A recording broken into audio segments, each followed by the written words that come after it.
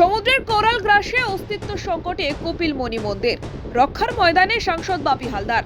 সাত সকালে গঙ্গাসাগরের কপিলমণি আশ্রম চত্বরে সমুদ্রের কোরাল গ্রাসে ধীরে ধীরে বিলীন হয়ে যাওয়া এলাকা পরিদর্শন করলেন প্রশাসনের উচ্চপদস্থ আধিকারিকরা।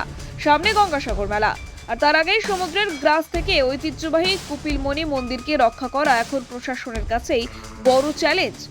একদিকে প্রতিদিন বাড়ছে পুণ্যার্থী ও পর্যটকদের ভিড়, অন্যদিকে বঙ্গোপসাগরের ভাঙনে ক্রমশ মন্দিরের দিকে এগিয়ে আসছে সমুদ্র। ফলে ঐতিহ্য ও ধর্মীয় আবেগের অন্যতম কেন্দ্র কপিলমণি মন্দিরের ভবিষ্যৎ নিয়ে তৈরি হয়েছে উদ্বেগ। প্রচলিত প্রবাদ, সব তীর্থ বারবার গঙ্গাসাগর একবার, কিন্তু বর্তমানে গঙ্গাসাগরের জনপ্রিয়তা এতটাই বেড়েছে যে কার্যত সেই প্রবাদও যেন বদলে গিয়েছে।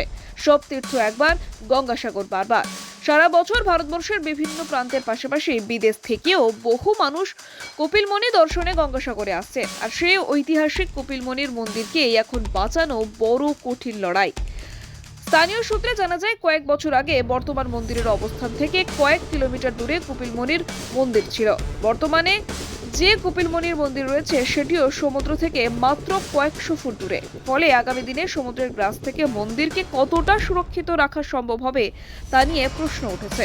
এই পরিস্থিতিতে মন্দির রক্ষার সক্রিয় ভূমিকা নিয়েছেন সাংসদ বাপি হালদার। এই মুহূর্তে একটাই দাবি, সমুদ্রের কোরাল গ্রাস থেকে কপিলমণি মন্দিরকে বাঁচাতে দ্রুত এবং স্থায়ী পদক্ষেপ গ্রহণ করুক প্রশাসন। আর সেই লড়াইয়ে সাংসদ বাপি হালদারের সক্রিয় উদ্যোগ আশার আলো দেখাচ্ছে গঙ্গাসাগরবাসীকে। দক্ষিণ 24 পরগনা থেকে রেবতী মালির report, DN news Bangla. Gangasagar নিয়ে লড়াই প্রথম দিন থেকে চলছে, আপনারা জানেন। আজকের দিনেও সেই লড়াই চলছে। খুব স্বাভাবিকভাবে রাজ্য সরকার তাদের সীমিত ক্ষমতা যেটা ছিল সেটার সাথে কেন্দ্রীয় সরকারের যৌথ উদ্যোগে যাতে করে গঙ্গাসাগরটাকে একটা কংক্রিটের নদী বাঁধ দিয়ে গঙ্গাসাগরটাকে রক্ষা করা যায়, সেই দাবি দীর্ঘদিন করে এসেছি। এবং আজকের দিনেও তাই প্রশাসনের আধিকারিকরা তারা দেখছেন, ইঞ্জিনিয়াররা তারা দেখছেন, খুব দ্রুততার সঙ্গে এই সমস্যার সমাধান হবে।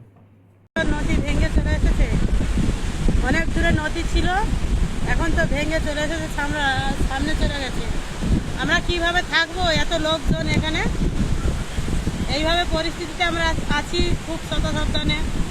নদী কাছে চলে এসেছে, কি করবো বলো? কয়েক বছরে এইভাবে হয়েছে, এইরকম নদী খেয়ে চলে।